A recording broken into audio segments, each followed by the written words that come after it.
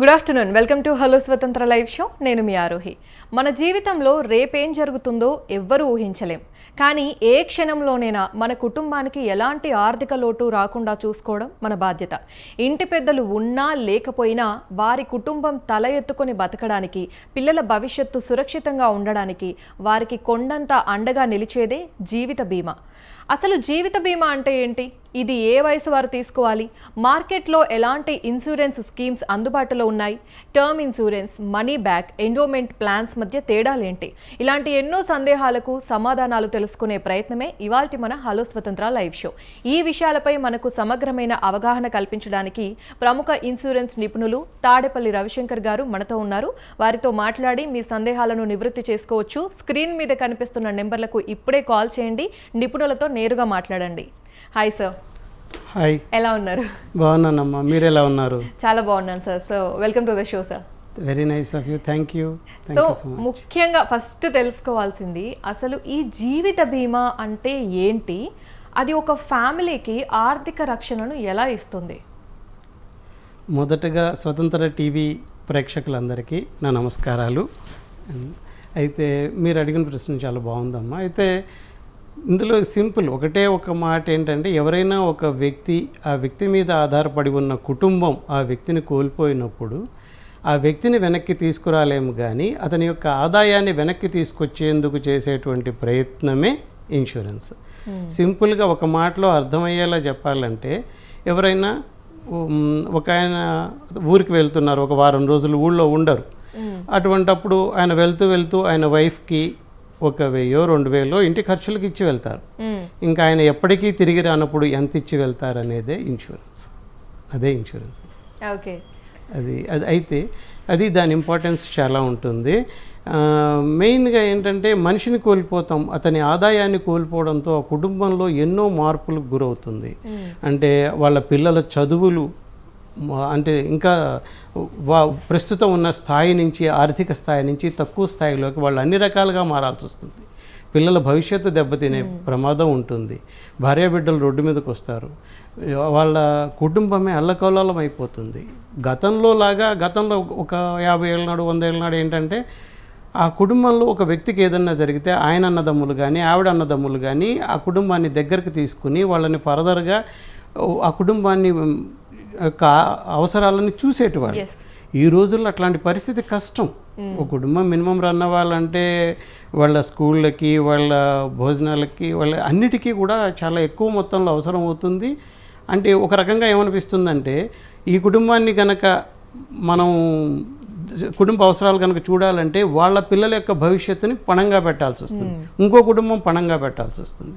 So ఈ రోజుల్లో కంపల్సరీగా ఇన్సూరెన్స్ అవసరం. అది లేకుండా తిరగడం ఒక ఆర్థిక నేరం. కొంచెం పెద్ద పదంలో అనిపించినా అది నిజం, అంతే. సార్, కానీ చాలా మంది 40 ఏళ్ళు దాటాకే ఈ ఇన్సూరెన్స్ గురించి ఆలోచిస్తూ ఉంటారు. అయితే ఇన్సూరెన్స్ అనేది అంటే maximum or minimum age limit ఎప్పుడు తీసుకుంటే ఉత్తమం? అంటే ఇన్సూరెన్స్ అనేటువంటిది ఎంత త్వరగా వీలైతే అంత త్వరగా తీసుకోవటం అతనికి అన్ని రకాల సౌకర్యంగా ఉంటుంది. అంటే ఒక రకంగా చెప్పాలంటే ఒక చిన్న ఎగ్జాంపుల్ చెప్తాను. ఎవరైనా సరే ఈ రోజుల్లో అందరూ ఎక్కువగా ప్లాన్ చేస్తుంది రిటైర్మెంట్. 60 ఏళ్ళకి నాకు అంటే ప్రైవేట్ ప్రొఫెషన్స్లో ఎక్కువ మంది ఉంటారు. ప్రైవేట్ ఉద్యోగాలు, ఇంజనీర్లు, డాక్టర్లు, లాయర్లు, ప్రైవేట్ ఉద్యోగులు, ప్రైవేట్ వ్యాపారాలు ఉంటున్నాయి. కాబట్టి వాళ్ళందరికీ కూడా పిఎఫ్, గ్రాట్యుటీ, పెన్షన్ ఇట్లాంటివి ఏమీ ఉండవు. ఈ రిటైర్మెంట్ కోసం ఒక 60 ఏళ్ల వయసులో నాకు ఒక ₹1 కోటి కావాలి అని ఆయన అనుకుంటే సపోజ్ 25 ఏళ్ళ వయసున్న వ్యక్తి ఒక 4,500,000 నెలకి సేవ్ చేస్తే 60వ ఏట 1 crore రీచ్ అవుతాడు. ఇన్సూరెన్స్ ఉంటుంది, అన్ని రకాలుగా బెనిఫిట్ అవుతుంది. అదే గనక అతని 45వ ఏట నిర్ణయం తీసుకున్నాడు అనుకోమ్మా, 45,000 కట్టాలి ఆ 1 crore. 10 రెట్లు పెరుగుతుంది. సో అంటే ఎంత త్వరగా తీసుకుంటే అంత త్వరగా అతను అంత తక్కువ మొత్తాన్ని ఇన్వెస్ట్ చేస్తూ ఎక్కువ అమౌంట్ని తీసుకునే అవకాశం ఉంటుంది. ప్లస్ మంచి ఇన్సూరెన్స్ అమౌంట్ ఉంటుంది. సో తర్వాత అతను పెద్ద మొత్తాలని కేటాయించే అవసరం తప్పుతుంది. అంటే ఇంకా కరెక్ట్గా చెప్పాలంటే 25 ఏళ్ళు, అదే 60 ఏట 1 crore రావడానికి 25 ఏళ్ల వయసు ఉన్న వ్యక్తి 4,500,000 నెలకు ఖర్చు పెడితే 30 ఏళ్ళకి వచ్చేటప్పటికి అది 9,000 పెట్టాల్సి వస్తుంది. 35కి వచ్చేటప్పటికి 15,000 పెట్టాల్సి వస్తుంది. 40కి వచ్చేటప్పటికి 25,000కి వెళ్తుంది. 45కి వచ్చేటప్పటికి 45,000 అయిపోతుంది. ఏజ్ పెరిగిన కొద్దీ మనకి మనీ పెరుగుతూనే ఉంది. మీరు ఆ మనీని అక్యూములేట్ చేయడానికి పట్టేటువంటి టైం తక్కువగా ఉంటుంది. 25 ఏళ్ల వయసు ఆయనకి 1 కోటి రూపాయలు అక్యూములేట్ చేయడానికి 35 సంవత్సరాలు పడితే 35 సంవత్సరాల టైం ఉంటే కొద్దిగా కట్టుకోగలుగుతున్నాడు. అదే 45 ఏళ్ల వయసానికి 15 ఏళ్ళే టైం ఉంటుంది. అంటే ఇంకొక రకంగా చెప్పాలంటే ఈ 25 ఇయర్స్ ఆయన ఇన్నేళ్లలోనూ ఒక 20 లక్షలు సేవ్ చేస్తే ఆ 20 లక్షలు ఇంకో 80 లక్షలను సంపాదిస్తుంది. వేరాజ్ ఈ 45 ఇయర్స్ ఆయన పర్ మంత్ 45,000 చొప్పున ఆల్మోస్ట్, అంటే నేను క్యాలిక్యులేట్ చేసి 50 to 6 lakhs చేస్తే అది ఒక 40 lakhs సంపాదిస్తుంది. సో మీరు కొద్ది అమౌంట్స్ని ఎక్కువ కాలం చేయటం ద్వారా ఎక్కువ కాలానికి ఇన్సూరెన్స్ని కలిగి ఉంటారు, ఎక్కువ మొత్తంలో ఇన్సూరెన్స్ని కలిగి ఉంటారు. చివరిలో ఒక పెద్ద మొత్తాన్ని మీ రిటైర్మెంట్ బెనిఫిట్గా మీరు ఏర్పరచుకోగలుగుతారు. ఓకే సార్, మరి ఇప్పుడు మనం చిన్నపిల్లల పేరు మీద మనం ఈ జీవిత బీమా అనేది తీసుకోవచ్చా? ఒకవేళ తీసుకుంటే దానికి ఎలాంటి నిబంధనలు ఉంటాయి? అంటే బేసికల్గా చిన్నపిల్లల మీద ఇన్సూరెన్స్ తీసుకోవటం అనేది, అంటే నా పర్సనల్ ఒపీనియన్లో ఏంటంటే ముందు పెద్దవాళ్ళ మీద ఇన్సూరెన్స్ తీసుకోవడం అనేది చాలా అవసరం. అంటే ఇప్పుడు సపోజ్ పెద్దవాళ్ళకి ఏదన్నా జరిగితే చిన్నపిల్లలకి ఆర్థిక అవసరాలని ఎవరు తీరుస్తారని ప్రశ్న వస్తుంది. ఆ సంపాదించే తండ్రి చనిపోతే ఆ అబ్బాయిదో అమ్మాయిదో అతని యొక్క చదువు, పెళ్ళి, ఇట్లాంటి అవసరాలన్నీ ఎవరు తీరుస్తారు ఆయన ఆప్షన్స్లో అని ఒక ప్రశ్న వస్తుంది. సో ఆయన మీద ఇన్సూరెన్స్ ఉండటం ముఖ్యంగా ముందు అవసరం, ముందు ఆయన మీద ఉండాలి. నెక్స్ట్ ఏమవుతుందంటే సపోజ్ డైరెక్ట్గా చిన్నపిల్లల మీదే మీరు తీసుకున్నారనుకోండి, తల్లి తండ్రికి చిన్నపిల్లలే కావాలి కానీ వాళ్ళ మీద వచ్చే డబ్బు పెద్దగా అవసరం లేదు, వాళ్ళ మీద వీళ్ళు ఆధారపడి లేరు. కానీ ముందు తల్లి తండ్రి మీద వాళ్ళ యొక్క ఇన్సూరెన్స్ని పూర్తి చేసుకుని పిల్లల మీదకి రావడం ముఖ్యమని నా పర్సనల్ ఒపీనియన్. బట్ నెక్స్ట్ ఏంటంటే పిల్లల మీద కూడా డిఫరెంట్ పాలసీస్ ఉంటాయి. పిల్లల మీద తీసుకోవాల్సిన అవసరం ఎందుకు వస్తుందంటే కరెక్ట్గా వాళ్ళ చదువు, వాళ్ళ విద్య, లేకపోతే ఉద్యోగ అవసరాలకి, కెరియర్ బిగినింగ్లో అక్కడ కూడా చాలా అవసరాలు ఉంటాయి. పర్టికులర్గా వాటి కోసం డిజైన్ అయిన పాలసీస్ పిల్లల మీదే ఉంటాయి. ఓకే, అటువంటి టైంలో 0 వయసు, అంటే కొన్ని పాలసీల్లో అప్పుడే పుట్టిన పిల్లల దగ్గర నుంచి, అంటే డేట్ ఆఫ్ బర్త్ సర్టిఫికేట్ రావాలి, దానికి 10-15 రోజులు పడుతుంది అనుకోండి. అప్పుడే పుట్టిన పిల్లల నుంచి 13 ఏళ్ల వయసు వరకు యూజువల్గా ఈ రేంజ్లోనే ఉంటాయి. కొన్నిటికి మినిమం 3 months ఉంటుంది. ఇలాగ అది డైరెక్ట్గా చిన్నపిల్లల మీద పాలసీస్ అంటే మటుకు అరౌండ్ 3 months, పుట్టిన 3 months నుంచి వాళ్ళకి 13 ఏళ్ళు వచ్చే లోపల మనం తీసుకోవచ్చు. రకరకాల అవసరాల కోసం తీసుకోవచ్చు. మెయిన్గా పిల్లల మీద తీసుకునే పాలసీలలో ఉద్దేశం ఏమై ఉంటుందంటే వాళ్ళ విద్య, మ్యారేజ్, పెళ్లి అవసరాలకి ఇప్పటి నుంచి కొద్దిగా సేవ్ చేస్తే అప్పటికి బర్డెన్ కాకుండా ఉంటుందనేటువంటి ఒక ఉద్దేశం. ఇది అని తీసుకుంటారు. అయితే నేను ఇక్కడ ఒక సజెషన్ ఏం చెప్తానంటే పీడబ్ల్యూబీ అని ఉంటుంది, ప్రీమియం వేవర్ బెనిఫిట్ రైడర్ అని. అంటే పాలసీ పిల్లల మీదే ఉంటుంది కానీ ఆ తండ్రి ప్రీమియం కట్టేది ఆ తండ్రి అవుతారు. ఓకే, మరి ఆయనకి ఏదన్నా జరిగితే ఈ ప్రీమియం ఎవరు కడతారు? అది కదా ఇబ్బంది. ఇప్పుడు పిల్లవాళ్ళ పేరు మీద ముద్దుతోనో ఇంట్రెస్ట్తోనో పాలసీ తీసుకుంటారు, కానీ తర్వాత దాని ప్రీమియం కట్టాల్సింది తండ్రే, పిల్లవాడికి ఆదాయం ఉండదు. మరి ఆ తండ్రికి ఏదన్నా జరిగితే ఈ ప్రీమియం ఎవరు కడతారు? ప్రీమియం కట్టకపోతే ఆ పాలసీ ఏమైపోతుంది? ల్యాప్స్ అయిపోతుంది, అసలైనటువంటి దాని పర్పస్ డిఫీట్ అయిపోతుంది. సో అందుకని నేను చెప్పేది ఇందులో కండిషన్స్ ఒక క్లుప్తంగా 2 ముక్కల్లో చెప్పాలంటే ముందు తల్లి తండ్రికి ఇన్సూరెన్స్ ఉందా లేదా చూసుకోండి. సెకండ్ పాయింట్, 0 to 13 మధ్య వయసు ఉన్న వాళ్ళు తీసుకుంటే మంచి పాలసీలు అవైలబుల్ ఉన్నాయి మార్కెట్లో. వాటిల్లో మీకు సరిపోయినది ఎంచుకోండి. The third one is premium waiver బెనిఫిట్ని కంపల్సరీగా పెట్టుకోండి. ప్రీమియం వేవర్ బెనిఫిట్ అంటే ఒకవేళ ఆ తండ్రికి ఏదన్నా జరిగితే ప్రీమియం కట్టక్కర్ లేకుండా చేస్తుంది, అది ఒకటి యాడ్ చేసుకోవటం వల్ల. సో ఈ 3 జాగ్రత్తలని మీరు తీసుకుంటూ చిన్నపిల్లల మీద పాలసీస్ని మీరు తీసుకోవచ్చు. ఓకే, ఇది బేసిక్గా ప్రైమరీగా మనం వాళ్ళకి ఇవ్వగలిగేటువంటి సూచన. ఓకే సార్, ఇప్పుడు మీరు ప్రీమియం అని ఏదైతే అన్నారో, మీరు స్టార్టింగ్లో కూడా అంటే మనం 20-25 ఏజ్లో ఉన్నప్పుడు ఇన్సూరెన్స్ తీసుకుంటే యూజెస్ కూడా మీరు చెప్పారు, దానివల్ల ఉపయోగాలు. అయితే ఆ ఏజ్ వాళ్ళు ఉద్యోగంలో చేరగానే పాలసీ తీసుకోవడం వల్ల ఈ ప్రీమియం పరంగా ఎలాంటి లాభాలు ఉంటాయి? అంటే ప్రీమియం పరంగా అంటే మెయిన్గా తక్కువ ప్రీమియంతో ఎక్కువ కవరేజీ, ఎక్కువ రాబడి అనేది తక్కువ వయసులో పాలసీ తీసుకోవటం వల్ల వచ్చేటువంటి ఫస్ట్ బెనిఫిట్. రెండవది ఏంటంటే వాళ్ళకి పోను ఆ ప్రీమియం కట్టడం అనేది పెద్ద విషయంగా ఉండదు. ఇప్పుడు 30,000 15,000 కట్టాలంటే కష్టం, కానీ ఎక్కువ ఏజ్లో ఒక 25,000తో వచ్చేటువంటి బెనిఫిట్ ఇప్పుడు జస్ట్ 4,500తో వస్తుంది అంటే వాళ్ళకి అడ్వాంటేజే కదండి. So that is the major benefit in them. చిన్నప్పటి నుంచి కవరేజ్ ఉండటం అనేటువంటిది వాళ్ళ మీద ఆధారపడ్డ తల్లిదండ్రులకైనా, రేపు మ్యారేజ్ చేసుకుంటే భార్య పిల్లలకైనా కూడా వాళ్ళు రక్షణని ఈజీగా ప్రొవైడ్ చేయగలుగుతారు. దానికోసం స్పెషల్ ఎఫర్ట్ ఏమక్కర్లేదు. మళ్ళీ అది కాకుండా ఈ పాలసీల మీద వచ్చేటువంటి లోన్లు ఉంటాయి, వాళ్ళు ఎర్లీగా స్టార్ట్ చేయటం వల్ల ఒక 10 years 15 years అప్పటికి అయిపోయి ఉండటం వల్ల వాళ్ళు ఏదన్నా suppose at the age of 35-40 వాళ్ళు హౌస్ కన్స్ట్రక్షన్ అట్లాంటి టైం అయినప్పుడు వాళ్ళకు ఒక లోన్ కావాలంటే ఈజీగా at a stroke of a button with in few hours are with in 1 or 2 days వాళ్ళు వెరీ లో రేట్ ఆఫ్ ఇంట్రెస్ట్తో లోన్ని తీసుకోగలుగుతారు. అంటే ఇప్పుడు మీరు సడన్గా మీకు నాకు ఒక ఇల్లు కడుతున్నాను, ఒక 3 లక్షల లోన్ కావాలి అంటే సడన్గా ఇవ్వడం ఎవరికైనా కష్టం. ఎంత ఇస్తావని, ఎప్పుడు ఇస్తావని అడగకుండా ఎవరు ఇవ్వరు. కానీ ఎప్పుడు ఇస్తావు, ఎంత వడ్డీ ఇస్తావు అని ఏమీ అడగకుండా ఇమీడియట్గా సహాయం చేసేటువంటిది లోన్. అట్లాంటిది వాళ్ళకి ఒక స్టాండ్ బైగా ఉంటుంది. ఇది ఎర్లీగా పాలసీ తీసుకునేటువంటి వాళ్ళకి వచ్చేటువంటి ఒక అదనపు ప్రయోజనం. ఓకే రైట్ సార్, ఇప్పుడు ఎర్లీగా పాలసీ తీసుకున్న వాళ్ళ ప్రయోజనాలు మనం చూసాం. మరి ఇప్పుడు ఈ 60-65 ఏజ్ దాటిన తర్వాత కూడా పాలసీ తీసుకోవడం అనేదంతా కూడా వీలవుతుందా? అంటే వాళ్ళు ఇప్పుడు కొత్తగా పాలసీ తీసుకుంటే దానికి ఉన్న నిబంధనలు ఏంటి, ప్రీమియం ఎలా వర్తిస్తుంది? అంటే ఇన్సూరెన్స్ కవరేజ్ 60 దాటిన తర్వాత ఇన్సూరెన్స్ కవరేజ్ ఇచ్చేటువంటి పాలసీలు ఆల్మోస్ట్ చాలా తక్కువ ఉంటాయమ్మా. అంటే say up to the age of 65 వరకు 1 or 2 పాలసీస్ అవైలబుల్. సే ఒక ఇన్సూరెన్స్ కంపెనీలో ఎన్నో 37 policies are available. But above 60 insurance coverage ఇచ్చేటువంటి పాలసీలు 1-2 ఉంటాయి. ఓకే, 1-2 ఉంటాయి. అయితే అవి కూడా up to the age of 65 వరకే ప్రొవైడ్ చేయగలుగుతాయి. అండ్ దట్ టు వాళ్ళు వితౌట్ ఎనీ మెడికల్ టెస్ట్ ఇవ్వరు.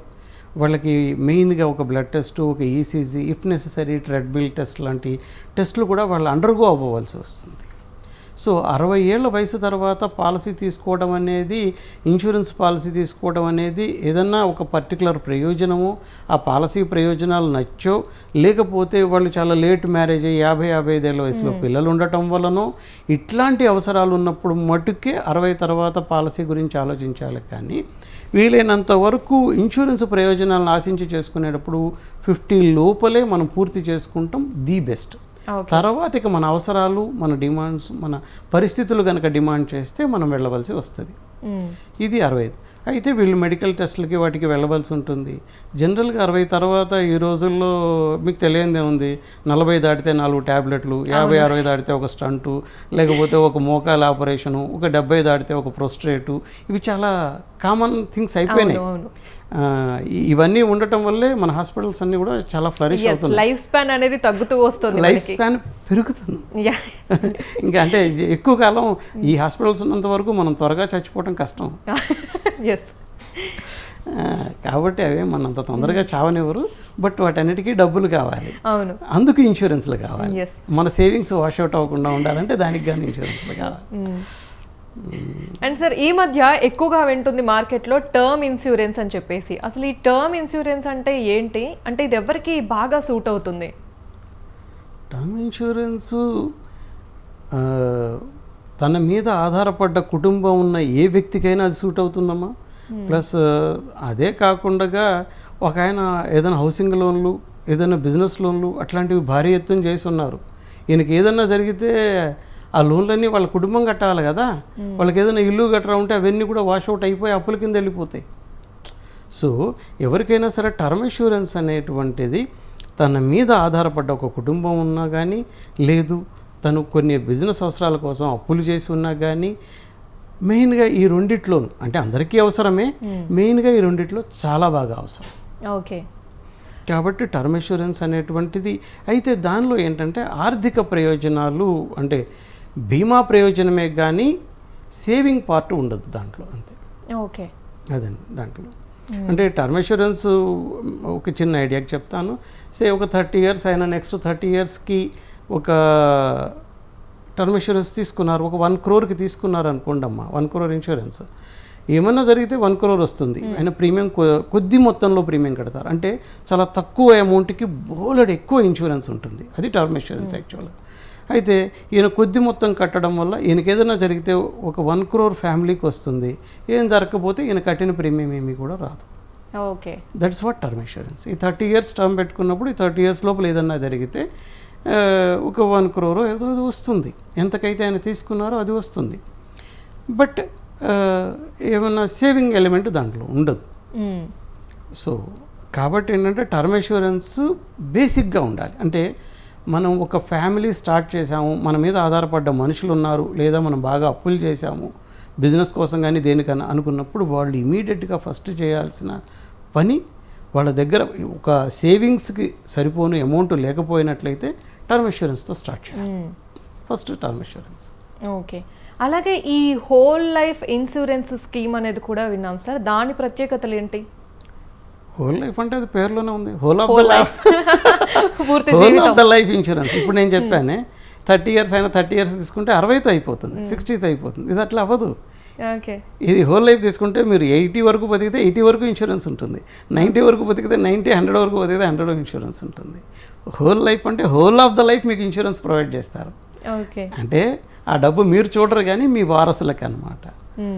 హోల్ లైఫ్ అంటే హోల్ లైఫ్ యొక్క ప్రత్యేకత ఏంటంటే, మేబీ నేను అనుకోవడం 1940s 50s second world war అవన్నీ అయిపోయిన తర్వాత ఎవరికి పెద్దగా ఆస్తులు లేని ఒక పరిస్థితి ఉంది. వాళ్ళు తమ పిల్లలకి ఏమన్నా ఇచ్చిపోవాలన్నా పెద్దగా ఆదాయ వనరులు లేని పరిస్థితులు కూడా ఉన్నాయి. అటువంటి వాళ్ళు హోల్ లైఫ్ పాలసీ తీసుకుంటే వాళ్ళు చనిపోగానే ఒక పెద్ద మొత్తం వాళ్ళ పిల్లలకు వస్తుంది. అంటే దానికి కూడా ప్రీమియం తక్కువగా ఉంటుంది. ఒక సేవింగ్స్ ఎలిమెంట్ ఉన్నటువంటి పాలసీకి ఉన్న ప్రీమియం హోల్ లైఫ్ పాలసీకి ఉండదమ్మా.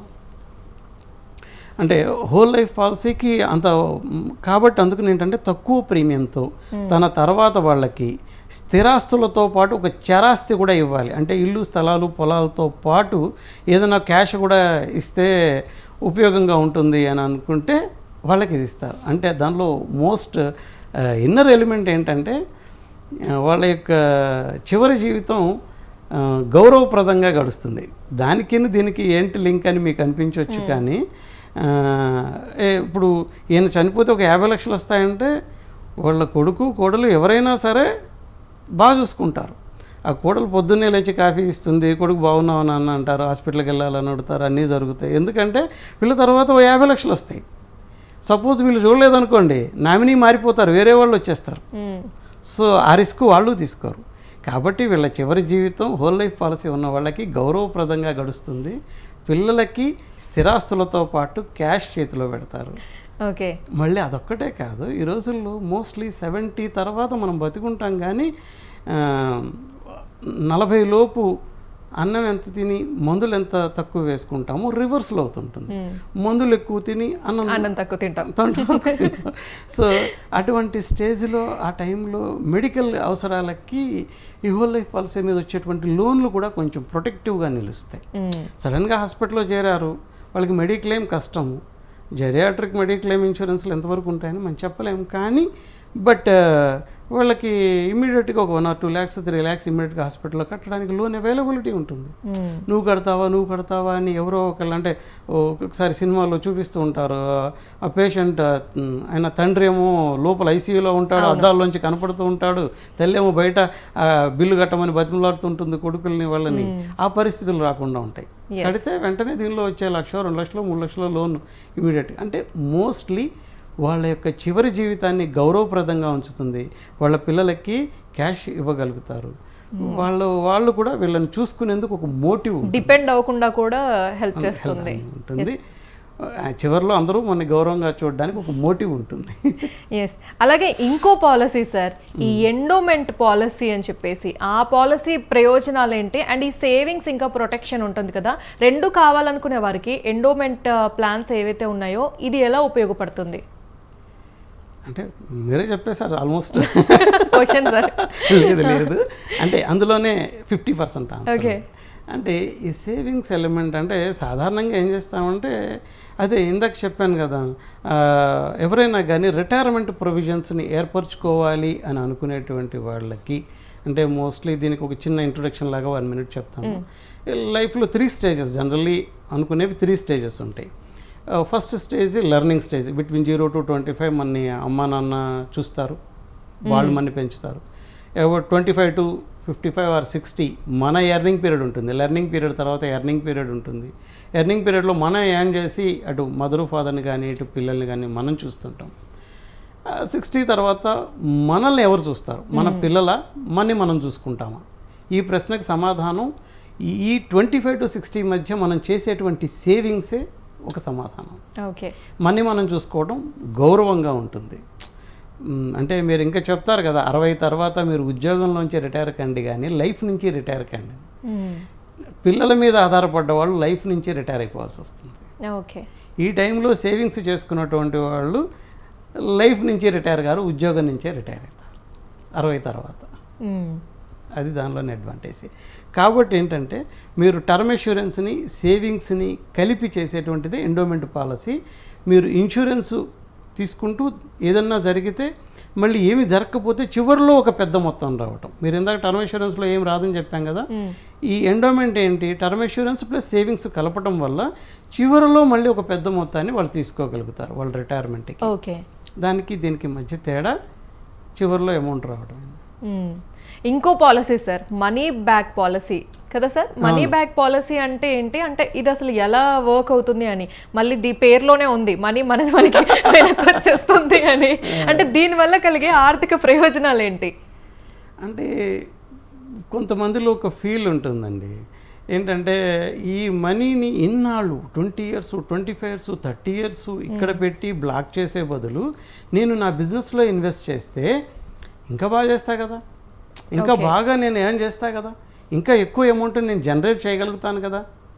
మేబీ ఎల్ఐసి చేసేటువంటి కన్వెన్షనల్ ఇన్సూరెన్స్ కంపెనీలు చేసేటువంటి కన్వెన్షనల్ మెథడ్స్లో ఎక్కువ అమౌంట్ జనరేట్ కాకపోవచ్చు.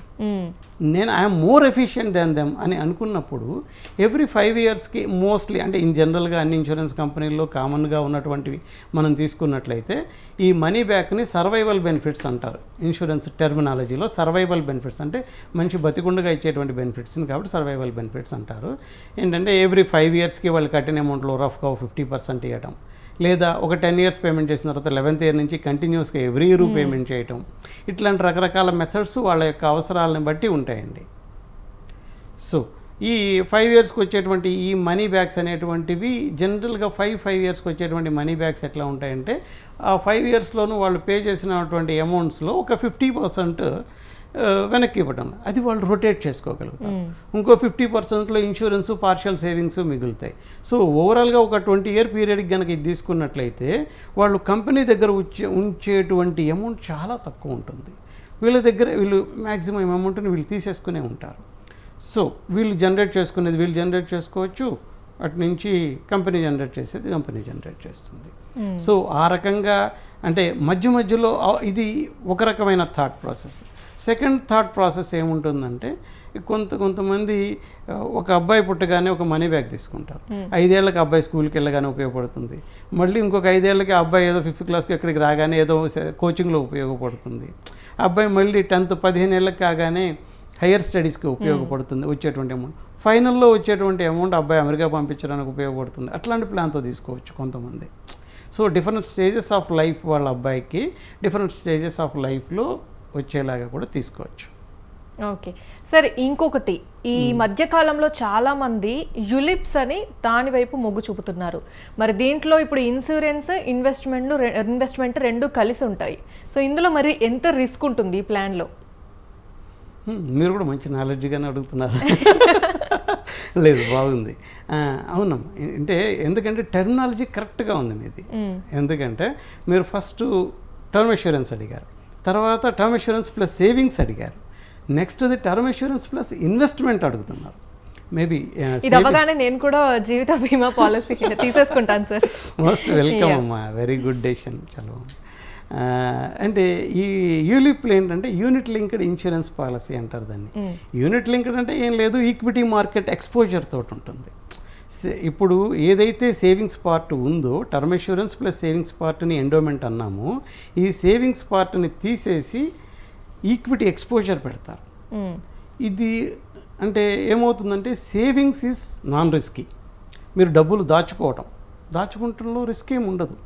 కానీ షేర్ మార్కెట్లో ఇన్వెస్ట్ చేస్తే your money is at risk, but at the same time అది ఎక్కువ రాబడిని జనరేట్ చేసే అవకాశం కూడా ఉంటుంది.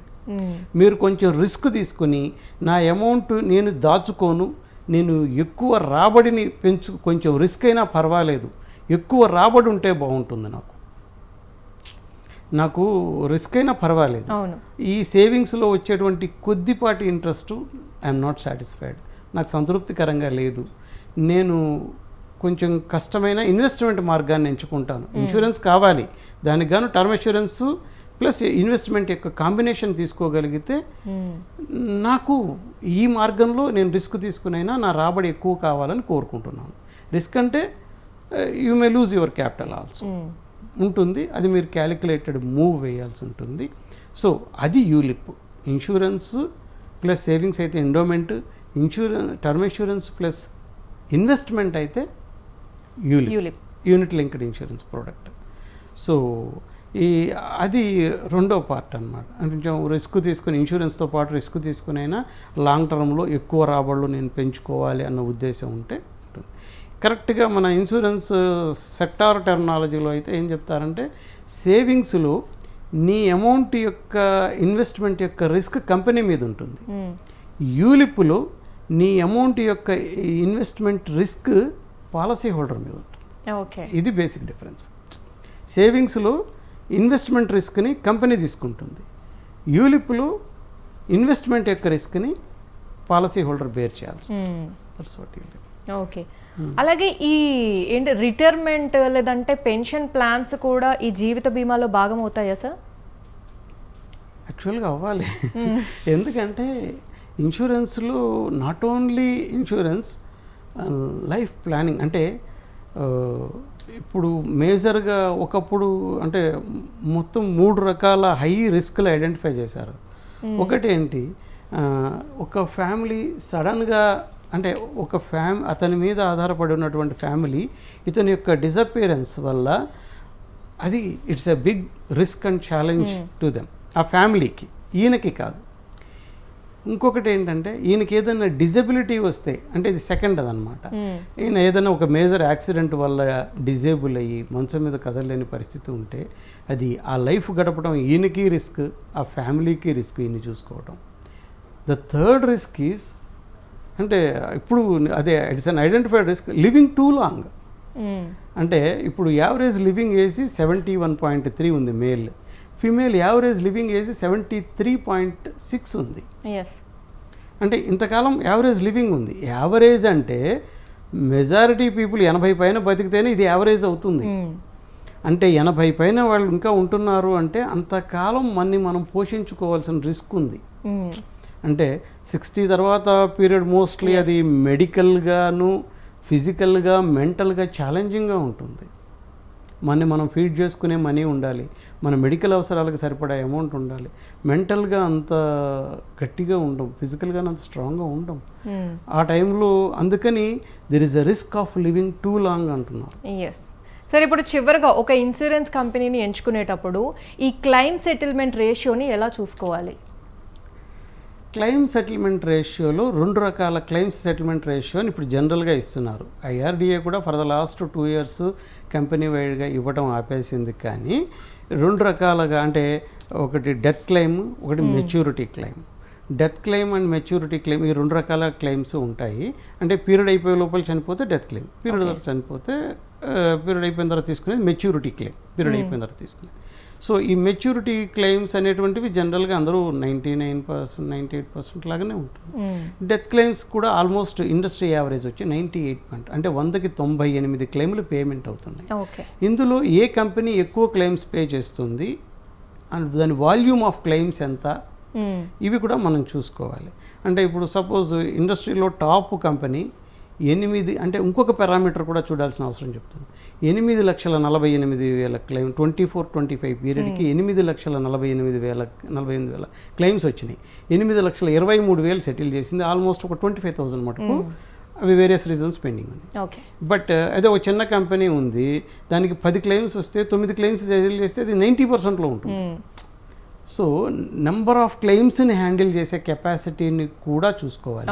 కంపెనీ స్టెబిలిటీ, అది ప్రాఫిట్ ఆర్ లాస్లో ఉందో చూసుకోవాలి. క్లెయిమ్స్ సెటిల్మెంట్ రేషియో అంటే వాళ్ళు క్లెయిమ్స్ ఎంత బాగా పే చేస్తున్నారు, అంటే ఎంత ఈజీగా పే చేస్తున్నారు అనేటువంటిది కంపెనీ హిస్టరీ చెప్తుంది. కాబట్టి అది కూడా it's a stronger parameter. Okay, thank you sir. So జీవిత బీమా అనేది కేవలం ఒక ఖర్చు కాదు, అది మన కుటుంబం పట్ల మనకున్న బాధ్యత. మనం తీసుకునే ఒక చిన్న నిర్ణయం మన కుటుంబానికి పెద్ద ఆర్థిక రక్షణ కవచంలా మారుతుంది. మీ వయసు, మీ అవసరాలకు తగ్గట్టు సరైన పాలసీని సరైన సమయంలో ఎంచుకోండి. మీ కుటుంబ భవిష్యత్తుకు భరోసానివ్వండి. ఇవాల్టి మన షోలో ఇన్సూరెన్స్ గురించి ఎన్నో విలువైన విషయాలు, సందేహాలను నివృత్తి చేసిన మన ఇన్సూరెన్స్ ఎక్స్పర్ట్ శ్రీ తాడేపల్లి రవిశంకర్ గారికి ప్రత్యేక కృతజ్ఞతలు. Thank you so much sir. Thank you అమ్మా, thank you so much. So ఇది ఇవాల్టి హలో స్వతంత్ర లైవ్ షో. రేపటి హలో స్వతంత్రాలో మళ్ళీ కలుద్దాం. అంతవరకు చూస్తూనే ఉండండి స్వతంత్ర టీవీ.